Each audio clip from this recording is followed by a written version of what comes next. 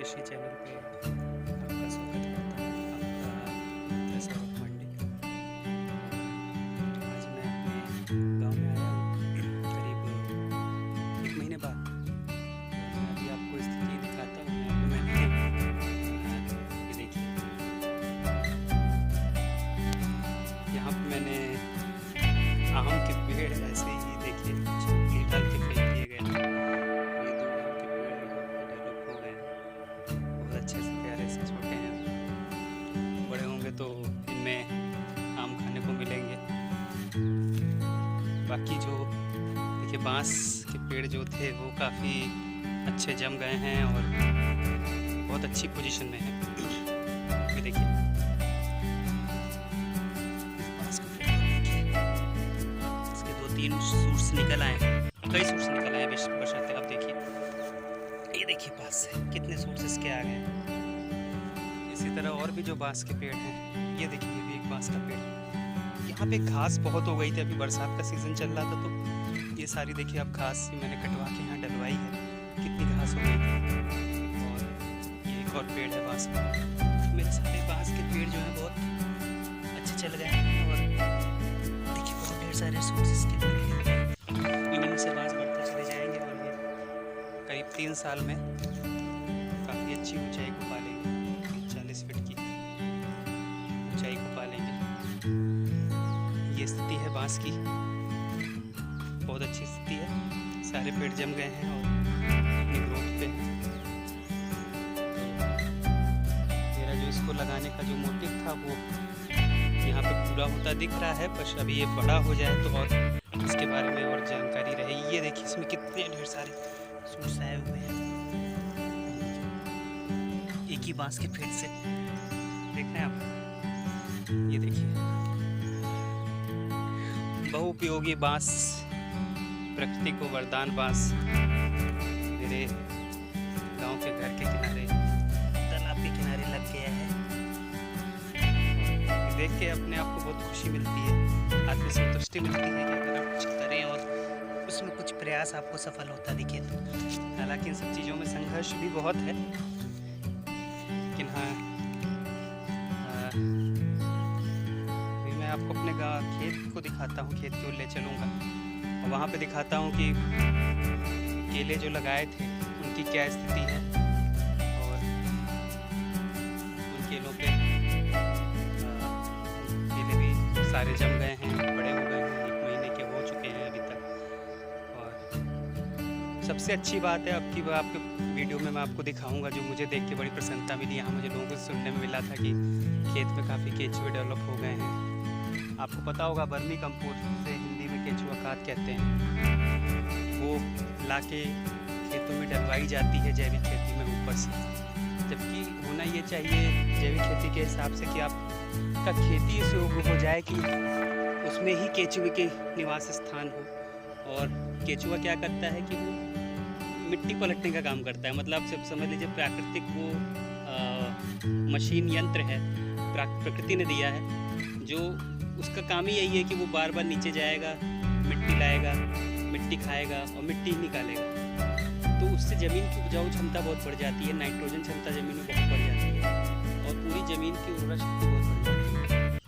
तो अभी वो मुझे दिख रहा है, काफ़ी जगह मुझे केचुए की जो विष्ठा होती है जो वो निकालता है मिट्टी खाने के बाद, वो पड़ी हुई दिखी। इवन केचुए भी मुझे लाइव दिखे हैं पहली बार अपने खेत में। मुझे अपने अगल बगल किसी भी खेत में केचुए नहीं दिख रहे हैं। और केचुआ वरदान है एकदम, समझिए खेती के लिए, प्राकृतिक कृषि के लिए। और जो देख के मुझे बहुत सुकून मिला कि केचुए खेत में आ गए हैं। इसका मतलब हमारी ज़मीन जो है वो जीवंत हो गई है। जो हमने इतने दिनों से उसमें रसायन डाल डाल के जब उसमें आप रासायनिक चीज़ों का इस्तेमाल कम करेंगे और प्रकृति को ज़मीन को जीवंत करेंगे, धीरे धीरे जब से आप रासायनिक चीज़ों पे डिपेंडेंसी एकदम ख़त्म के बराबर करेंगे। जैसे मैंने अपने 8 महीने से अपने खेत में कोई भी किसी भी तरह के रसायन का उपयोग नहीं किया। उसका मुझे रिजल्ट ये मिला है कि खेत जीवंत हो गया, ज़मीन जीवंत हो गई, उसमें जीवंत प्राणी आ गए। खेत के लिए, प्रकृति के लिए उसमें अच्छे और मित्र कीट और बुरे कीट दोनों ही ज़रूरी हैं। और जब आप एक बायोडाइवर्सिटी क्रिएट करते हैं अपने खेत के अंदर, जिसमें छोटे पौधे भी हों, बड़े पौधे भी हों, हर तरह के पक्षियाँ हैं, हर तरह के कीड़े हैं, तो वो एक तरह से बायोडाइवर्सिटी क्रिएट होती है आपके चारों एनवायरनमेंट में, जैसा जंगलों में होता है। वहाँ पे कोई खाद नहीं डाली जाती, कोई कुछ नहीं डाला जाता है, लेकिन हर तरह की औषधियाँ वहाँ पैदा होती हैं, हर तरह की चीज़ें वहाँ पैदा होती हैं। वहाँ ह्यूमन इंटरवेंशन नहीं है, वहाँ मनुष्य का कोई किसी तरह का कोई उसमें प्रभाव या कोई प्रभाव नहीं है। और जबकि हमने अपने खेतों में, अपनी खेती के अंदर इतना मनुष्य का दखल डाल दिया है कि हम अगर प्रकृति के अनुरूप चलें, जैसा प्रकृति है उस तरह से ही चीज़ों को ढालें और उस ओर ही चलें, तो जो खेती है एक बहुत अच्छा वो हो सकता है, विकल्प हो सकता है, जिसमें आप एक सबसे बड़ी चीज़ तो स्वास्थ्य है। स्वास्थ्य का तो कोई विकल्प ही नहीं है। आप पैसे चाहे जितने भी कमा लीजिए, लेकिन अगर आपका स्वास्थ्य ठीक नहीं है तो उन पैसों का फिर आप क्या करेंगे, ये बताइए। तो इसीलिए आपको आपके स्वास्थ्य को ध्यान में रखते हुए आपको ऐसी चीज़ों की ओर जाना चाहिए जो अगर आपके पास ज़मीन है या आप कर सकते हैं ऐसी चीज़ें, तो ऐसी चीज़ें करने से आप तो जो प्रोडक्ट पैदा करेंगे वो एकदम शुद्ध खाएंगे। इवन और अपने परिचित लोगों को भी आप ऐसी चीज़ें प्रोवाइड कर सकते हैं। और आपको पता ही है कि अगर इसका सर्टिफिकेशन आप ले लेते हैं तो आप ये बहुत अच्छे दाम पे बेच सकते हैं सब चीज़ों को, इस तरह के प्रोडक्ट्स को। तो जो पैकेजिंग करके मार्केट में ब्रांडिंग करके जब बेची जाती है तो उनका रेट ही 4 गुना हो जाता है, 3 गुना हो जाता है। लोग हाथों हाथ उसे मेट्रो सिटीज़ में लेते हैं, जाके वो खरीदते हैं, जैविक प्रोडक्ट को खाते हैं। अभी कोरोना काल में हमने इन चीज़ों को और समझा है और देखा है। तो अभी मैं आपको अपने खेत से भी वीडियो शेयर करूँगा, जिसमें मैं केचुए को, जीवंत केचुए को आपको दिखाऊँगा, उसकी विष्ठा को भी दिखाऊँगा जो वहाँ पड़ी हुई है। और हालाँकि अभी बारिश का सीज़न है, केले भी हमारे सारे जमे हुए हैं, सारे जमे दिख रहे हैं। मैंने उसमें दाल भी लगवाई थी, तो अरहर की दाल की पत्तियाँ मुझे दिख रही हैं। लेकिन अदरक अभी तक अदरक का में से भी पत्तियाँ निकली नहीं दिखी हैं, अदरक अंदर लगा दी गई हैं, लेकिन शायद पानी के प्रभाव के कारण अभी उसमें थोड़ा सा देरी हुई है। करीब उसको लगे 20-25 दिन हो चुका है, तो मैं मान के चल रहा हूँ कि 1-1.5 महीने में उसमें पत्तियाँ निकल आनी चाहिए। तो अभी मुझको उसमें आच्छादन भी करवाना है। मैंने धान की पैरा जो होता है, धान का जो पैरा होता है उसको 1 महीने दिया है, तो उसको ऊपर डलवा दिया जाएगा, जिससे वो आच्छादन का बहुत फ़ायदा है प्राकृतिक खेती में। जब वो ढक जाएगी पूरा तो उसके अंदर केचुए अपना काम करते ही रहेंगे और ऊपर से मिट्टी एकदम भुरभुरी हो जाएगी अंदर से। और दूसरा जो है उसमें नमी बनी रहेगी और वो क्लाइमेट कंट्रोल करेगी आपके खेत के अंदर। तो आच्छादन बहुत ज़रूरी है। और जब वो कंपोस्ट बन जाएगी, जब वो खाद भी बन जाएगी, जब वो सड़ जाएगी उसमें, तो इस तरह से हर तरह से वो फ़ायदेमंद है। तो मित्रों, अभी मैं आपके पास फिर जुड़ता हूँ आपसे और अभी अपने खेत का भी वीडियो आपके साथ शेयर करता हूँ।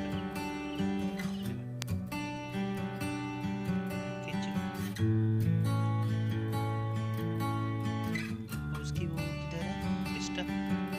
हाँ,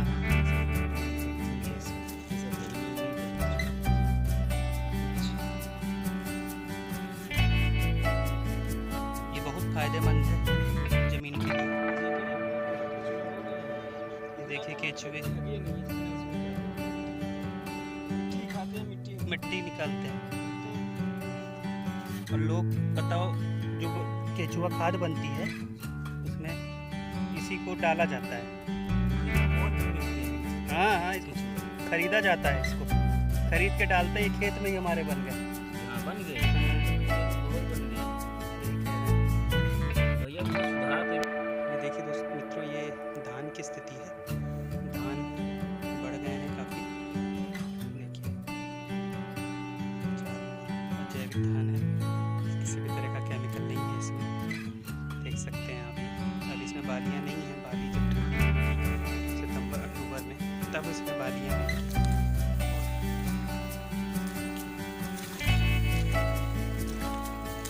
तब हरे पेड़ हैं, बीच बीच में कुछ कुछ खर हैं इसमें, इन खर को साफ करवाना पड़ेगा। बाकी धान की स्थिति भी सही है। जो मुझे भी जितने भी बगल के जो खेत के धान दिख रहे हैं जिनमें यूरिया और डाई डाला गया है, DAP और यूरिया, उनसे कहीं भी कम टक्कर में नहीं है अपना धान। ये जैविक खेती का ही कमाल है।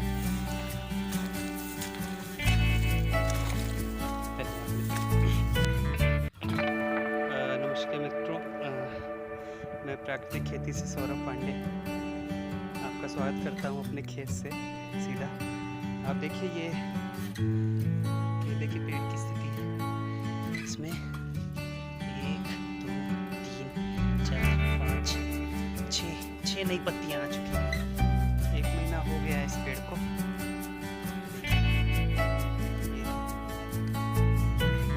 कुछ पेड़ जो गहरे उसमें लग गए थे, ये देखिए, ये इसकी केले के पेड़ की। बीच बीच में अदरक भी लगवाया है मैंने इसके बीच में, वो अभी उनमें पत्तियां आई नहीं हैं। इस पेड़ को देखिए आप, 1 2 3 4 5 6 हैं और ये बिना रोग मुक्त है, कोई भी रोग इसमें नहीं दिख रहा है। देखिए नया पत्ता इसमें ही निकल रहा है।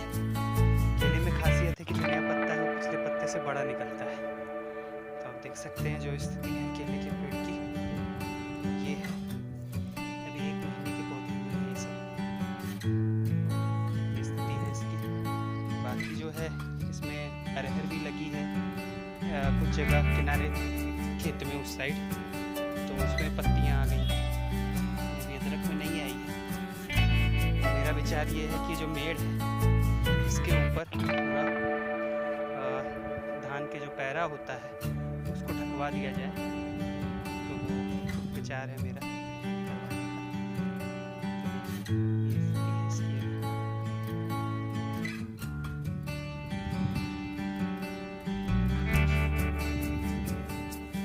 अभी। जैसे बरसात का मौसम ख़त्म होगा तो उसके बाद जो है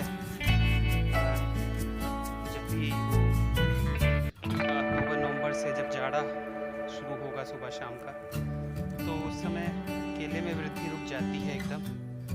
तो और इसको पाले वगैरह से बचाने के लिए व्यवस्था जो होगी वो ये होगी अब की मेरे जो विचार है कि खेत के चारों ओर जो बाउंड्री दिख रही है आपको, जहाँ पे एंगल और तार लगे हुए हैं, चारों ओर एक घास आती है, नेपियर घास, उसके बीज को मैंने मंगवा लिया है, उसको चारों ओर लगवा दिया जाएगा।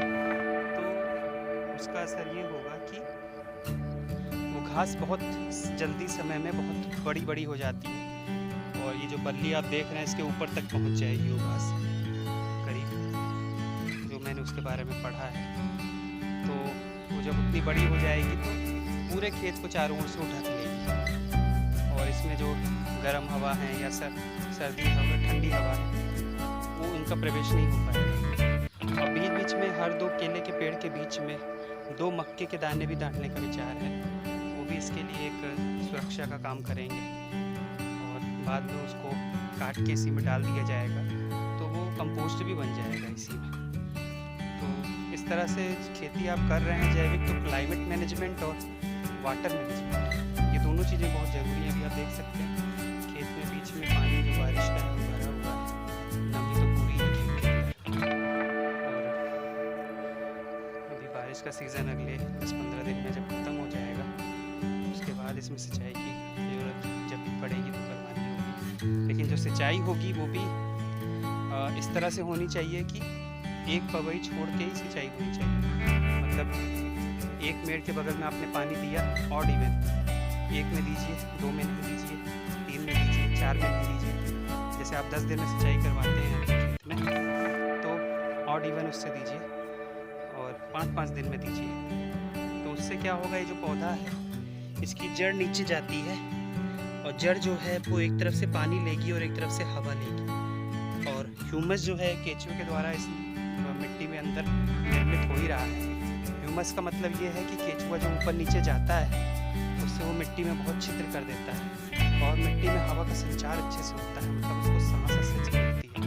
ऊपर से जिस जो भूमि में केंचुआ रहता है उसमें नाइट्रोजन, फास्फोरस, पोटास सबकी मात्रा प्राकृतिक रूप से बहुत बढ़ जाती है, तो बाहर से किसी भी तत्व की डालने की ज़रूरत नहीं पड़ती। तो ये स्थिति है। और बाकी आप ऐसे ही मेरा मार्गदर्शन करते रहिए, मुझे अपने कमेंट्स देते रहिए। मेरे वीडियो को अच्छे लगें तो आप उनको लाइक सब्सक्राइब भी ज़रूर करते रहिए, इससे मेरा उत्साहवर्धन होगा। और कृपया इस चैनल पे